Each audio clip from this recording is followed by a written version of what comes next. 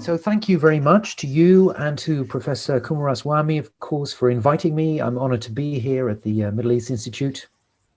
This is my first time talking for this institute, so I'm happy to be here. Thank you also for the kind words that you both spoke about me and about my book. The book is obviously a lot broader and deeper than what I can discuss in about half an hour.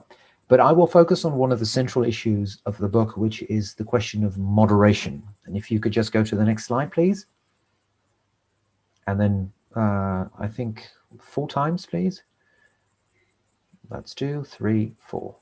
Yeah, thank you. So these are the things I will discuss. First, the inclusion moderation thesis, which is very important in the study of not just Islamist movements in general, but also, do they moderate? And if so, what effect does that have? What effect does political inclusion have on the ideology of ideological movements such as Islamist ones, including the Muslim Brotherhood?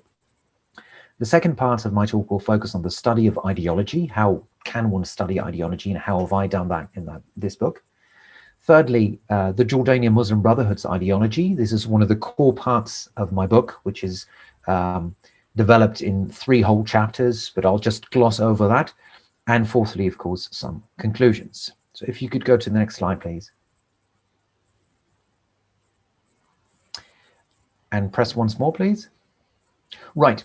So moderation can be defined in various ways.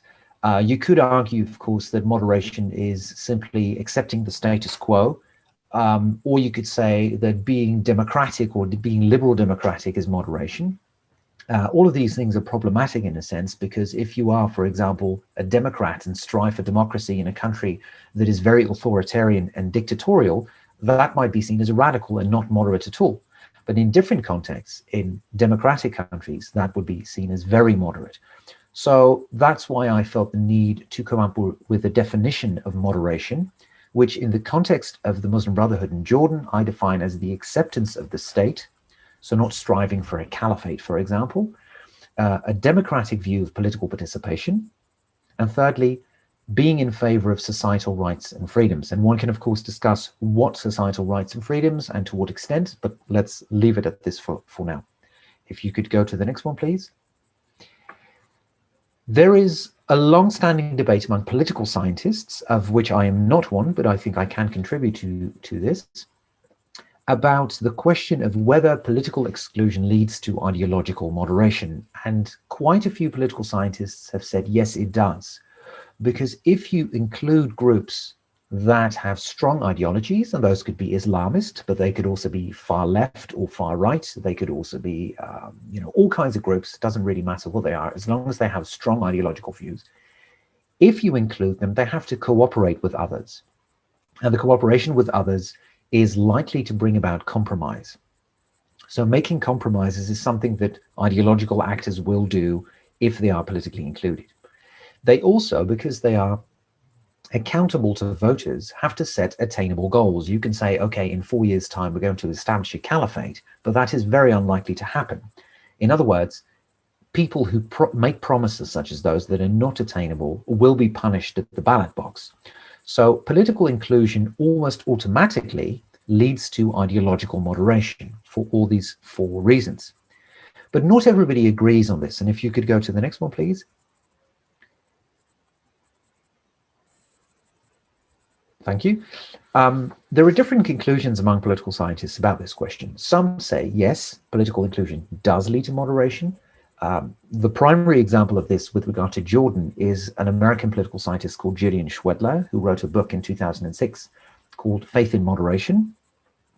And another American political scientist who has almost the opposite view is called Shadi Hamid, who works for the Brookings Institution. He published a book in 2018 in which he basically makes the opposite point, where he says,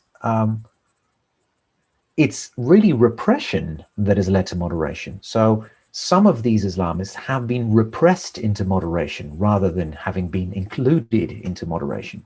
So these are basically diametrically opposed views. And I thought, and they were both about the same groups in some cases, for example, the Muslim Brotherhood in Jordan. And I thought to myself, how can I, as a scholar of Islam, not a political scientist, but as a scholar of Islam, contribute to this debate by delving deeply into the ideology of the Muslim Brotherhood.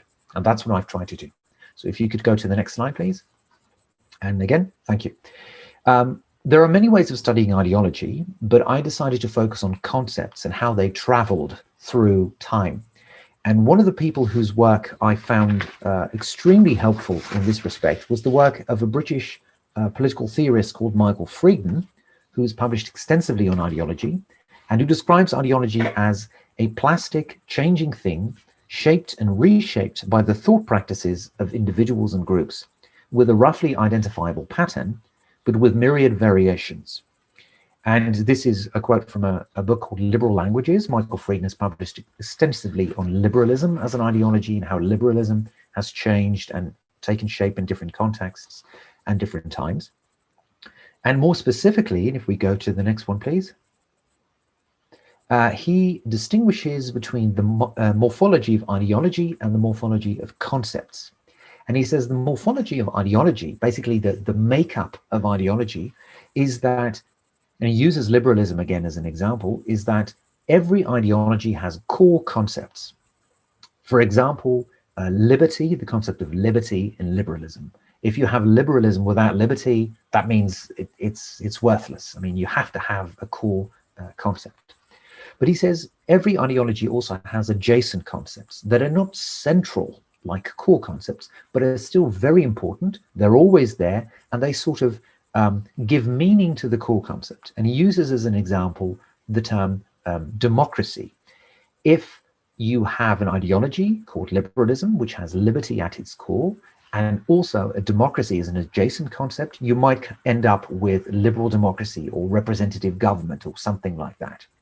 So these adjacent concepts are always there, but they can take different shapes and forms, and they color and they taint and they influence the core concept. And the third part are the peripheral concepts, and they contribute a flavor, as it were, to the core and the adjacent concepts. So they could be left out in and of themselves, but they are still very important in the sense that they, for example, shape democracy. If you accept liberalism and liberty as a core concept, democracy is an adjacent concept, you could still have peripheral concepts with regard to, for example, the system of democracy. I mean, India is a democracy, the Netherlands is a democracy, but they're very different. The system in the United States is very different from the system in, say, France. So we have different systems, but they can all be called liberal democracies. So that is how peripheral concepts can still shape adjacent concepts, which in turn shape core concepts. Now, he does the same thing on the level of concepts. Thank you very much. You anticipated me. He says concepts in and of themselves also have this morphological structure. And concepts have ineliminable features that you cannot take away, but they also have quasi-contingent features, which are always there, but they can differ. And just to illustrate what he means, he uses the example of a table. He says a table can be described as a raised surface on which objects can be placed. But obviously there are many raised surfaces on which objects can be placed. For example, a chair, you can also place objects on a chair. So he says that in and of itself is not enough to decide what a table is, but it is necessary for this thing to be a table. You know, if you have a table and it's not a raised surface on which objects can be placed, it's definitely not a table. These quasi-contingent features are also there in the sense that a table, for example, always has a shape. It may not have the same shape. In fact, tables have various shapes, of course, and it always has a color, but not always the same color. But these quasi-contingent features are always there, but they are variable. The ineliminable features are always there, and they are not variable. They are there, and they are essential to the concept, just as core concepts are essential to the morphology of an ideology. So this is the framework of studying ideology that I used for my book. And if we could go to the next slide, please. So how does this apply to the Jordanian Muslim Brotherhood's ideology? Well, I distinguished three different ideological themes. The first is views on the state, then views on political participation, and finally views on societal rights and freedoms. The first, views on the state. I distinguished three different positions that were held, 3 different ideological positions that were held among the Jordanian Muslim Brotherhood. Now, as I don't know which of you have studied the Muslim Brotherhood in Jordan before, perhaps quite a few of you have, but in Jordan, the ideological positions are usually summarized as saying some are hawkish and some are dovish. Some people are hawks, some people are doves. Now, these terms are usually very ill-defined, and they also talk about, they really refer to behavior rather than ideological motivation. My distinctions refer to ideological motivation and are therefore also more precise. I distinguish 3 different points of view among the Muslim Brotherhood in Jordan with regard to the state. The first one was the smallest one, but it was definitely there, which was Sharia-centered. That was exemplified by people such as Salah al-Khalidi, or most prominently by Muhammad Abu Faris. Muhammad Abu Faris died a few years ago. Salah al-Khalidi is still alive. And they really strove for an Islamic state, explicitly an Islamic state, or perhaps even a caliphate. And the reason I call that Sharia-centered is because they see Sharia as an adjacent concept in their view of political statecraft in Islam, as an adjacent concept, adjacent to the concept of caliph. Caliph, or ruler, is the core concept in Islamic political philosophy. You'll read time and again that as long as the caliph or the ruler is a pious man, because it's always a man, then things will be fine. But there are several adjacent concepts. And what do the Islamists of the Muslim Brotherhood of Jordan choose as an adjacent concept? Some say it should be the Sharia. So in limiting the behavior of the caliph, or limiting the behavior of the ruler, the Sharia should be first and foremost among all other concepts. There are, however, within the Jordanian Muslim Brotherhood, also people who say, no, it's the Ummah who should check the limits of caliphal power, of the power of the leaders. So the Ummah is actually the most important adjacent concept, adjacent to the core concept of ruler or caliph. And that results in 2 very different solutions. Whereas the Sharia-centered Muslim brothers in Jordan argue in favor of a caliphate, or an explicitly Islamic state decided by the Sharia, the Ummah-centered ones are the ones who argue in favor of a civil state ruled by the people. It still has an Islamic authority, marja'iyya Islamiyya, as they refer to it, but still it's very much a civil state in which the Sharia sort of takes second place to the Ummah.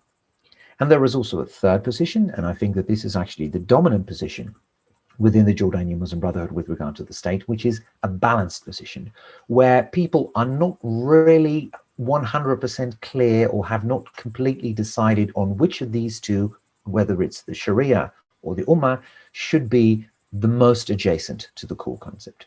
So it's almost like, if you can picture this, it's like a living room where you have all kinds of different furniture, and you can place them wherever you want. And it's a living room whether you put the couch over there and the dining table over there, but you can also change them. And the Muslim Brotherhood in Jordan designs these living rooms with the same furniture, but they put them in different places. And the way they put them in different places actually shows how their ideology differs from others. So they use the same concepts, they use the same arguments, etc., but they use them in different ways. And the way they link these core concepts with the adjacent concepts and the peripheral ones actually changes their ideology, making it more Sharia-centered, more Ummah-centered, or more balanced. Now, the same thing applies, and again, you anticipate me. I should hire you to do this for me. This is great, thank you. The same thing applies to political participation. Some Muslim brothers see certain Islamic tools for participation, and I distinguish in the book particularly al-amr bil ma'ruf wa nahy 'an al-munkar, commanding right and forbidding wrong, the concept of shura, which means consultation, the concept of bay'ah, which means an oath of fealty to the ruler, and the concept of ta'ah, so obedience. These 4 concepts I see as sort of tools for people to interact with the ruler. How should these be decided? Should they be decided in a Sharia-centered way, or in an Ummah-centered way, or in a balanced way? Well, some, again, within the Muslim Brotherhood say they should be decided in a Sharia-centered way, meaning that they privilege the Sharia over people's will. So if people say, for example, the concept of shura, which means consultation, should be all about the people expressing their views and controlling and checking and demanding things from the ruler, that would be an ummah-centered way. But a Sharia-centered way would be saying, no, no, no, no. Everything the people want should be limited by the Sharia. The Sharia is the deciding factor, not the ummah, not the Islamic community. And again, there is a balanced position, a middle position between these two extremes. I would say that, again, with regard to the state, the emphasis is mostly on the ummah-centered and balanced positions in the Jordanian Muslim Brotherhood.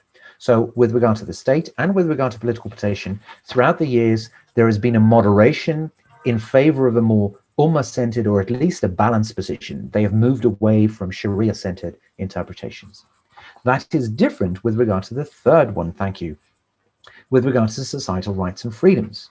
Here again, we see with regard to women's rights, with regard to religious minority rights, speaking specifically about Christians, of course, in Jordan, when we're talking about freedom of speech and the freedom to leave Islam, so the freedom to be an apostate, as it were, we can say that the Sharia-centered and balanced positions, where the Sharia is privileged over individual liberty, where, for example, the decision, is it allowed for a person to convert to Christianity or to another religion or to become an atheist, for example, is answered by saying no, because the Sharia does not allow that. That seems to be a very dominant position within the Jordanian Muslim Brotherhood. So whereas with regard to the state and political participation, we see a gradual moderation throughout the years in the Muslim Brotherhood, we also see that with regard to societal rights and freedoms, but much less so, to a far lesser extent. And the people who hold an ummah-centered position, particularly with regard to women's rights and freedom of speech, that is actually a very, very small contingent within the Muslim Brotherhood. The number of people, for example, saying that you could insult Islam if you wanted to, or you could, for example, someone like Salman Rushdie, who wrote a book, the Satanic Verses, years ago, that could be seen as offensive to Muslims. The people who actually say, no, that's all right, we disagree with that, we're offended, but that should be allowed, is very, very small indeed. They are slightly more accommodating with regard to the rights of religious minorities, very much influenced also by Yusuf al-Qaradawi, the Egyptian scholar who lives in Qatar. But mostly you would see that the thinkers and the ideologues in the Muslim Brotherhood in Jordan tend to privilege the Sharia over liberty or make a balanced situation between these two. But they very rarely privilege liberty, individual liberty, over the Sharia. If we could go to the next slide, please. Now, one of the reasons this is happening, there are several reasons why this is happening, and one of the reasons this is happening is because of the moderation through Islamic political thought. The classical Islamic political tradition offers the tools for this moderation. So one of the reasons why the Muslim Brotherhood is moderated is because Islamic tradition offers those tools. Very often it also offers tools for a sort of radicalization, so going in the opposite direction, but it also offers tools for moderation. And if only you have the right people picking out the right tools, then you will get the desired result. It also has to do with the Muslim Brotherhood ideology from 1928 onwards, when the Muslim Brotherhood was founded in Egypt by Hassan al-Banna. The reason that ideology is moderated is for various reasons, but we can see that in the sort of global Muslim Brotherhood, not just in Egypt, but also in Syria and in other countries, we can see a gradual ideological moderation, and that is also a moderation that the Jordanian Muslim Brotherhood has benefited from. And thirdly, I just mentioned Yusuf al-Qaradawi. He's one of the sort of global Islamist thinkers who have had great impact on Islamist thought.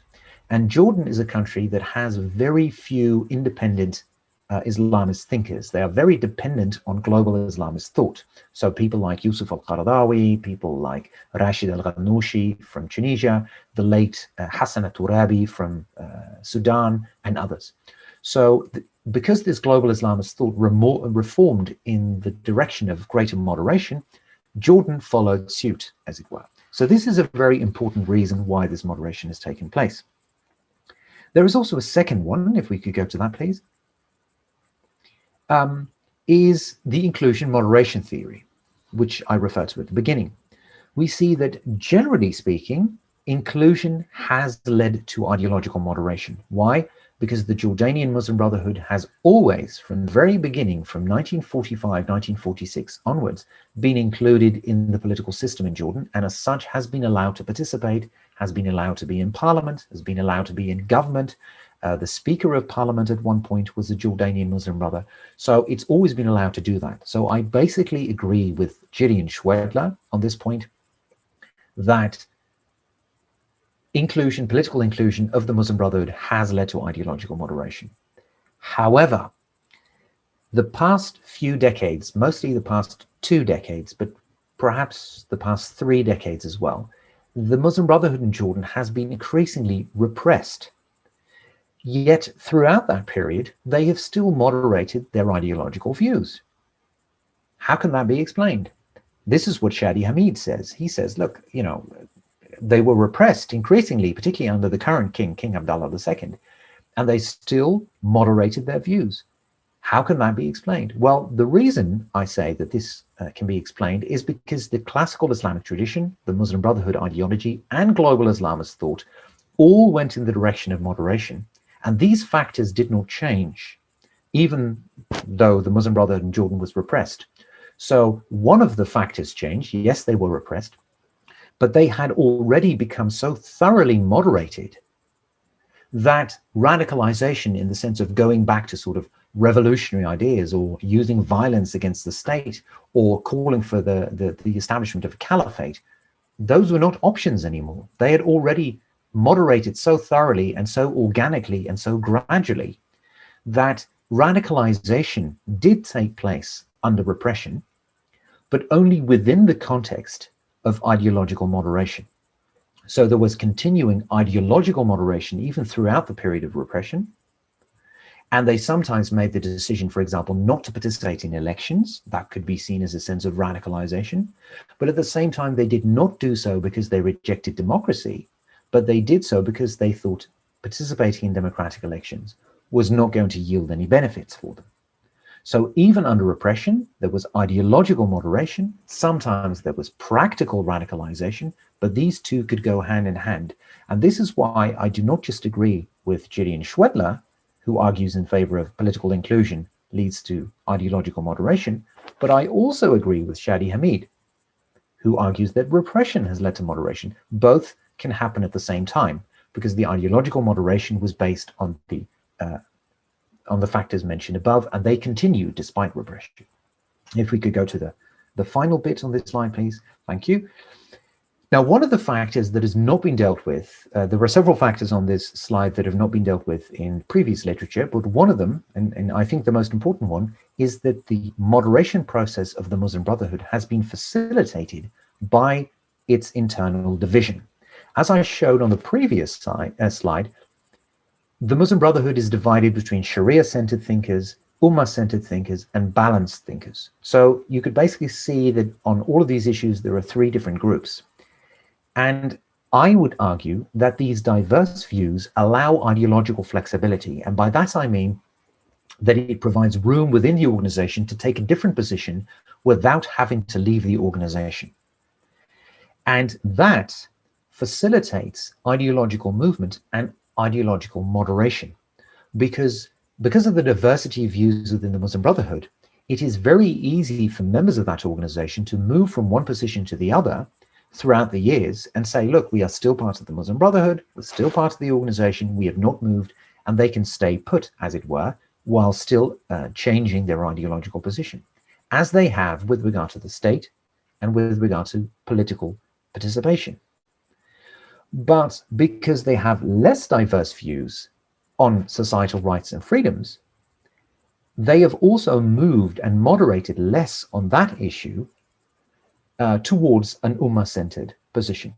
Because most of the scholars and thinkers in the Muslim Brotherhood in Jordan actually have more or less the same views. So that leaves them less room within the organization, and less diverse views provide less room for ideological moderation. So this idea of divisions within the Muslim Brotherhood explains both, or helps explain, I should say, helps explain both the moderation that has taken place with regard to views on the state and political participation, and it also helps explain why they have not moderated very much with regard to societal rights and freedoms, precisely because they have very homogeneous views on this issue. Well, that leads us to certain conclusions. Thank you. And you can put these on the screen all at once. I think there are, let me just see, there are four, sorry. The first is that political inclusion has led to ideological moderation in the Jordanian Muslim Brotherhood, as Gillian Schwedler says, and repression has not stopped this process. Secondly, the diversity of views within the Jordanian Muslim Brotherhood on the state and on political participation have facilitated this development of political moderation, of ideological moderation, because they allowed ideological flexibility. It allowed moving from one position to the other without leaving the organization. But at the same time, the unity of views within the Jordanian Muslim Brotherhood on the third topic that I dealt with, societal rights and freedoms, has precisely hampered this development because it did not allow this ideological flexibility. And as a sort of conclusion of the conclusion, you could argue that ideological divisions really matter. And the subtitle of my book was supposed to be, but the publisher didn't allow it because they wanted a short, crisp title, which is The Muslim Brotherhood in Jordan, which is very clear. But the subtitle of my book was supposed to be Moderation Through Division. And that basically sums it all up. So thank you for your attention, and I welcome your questions.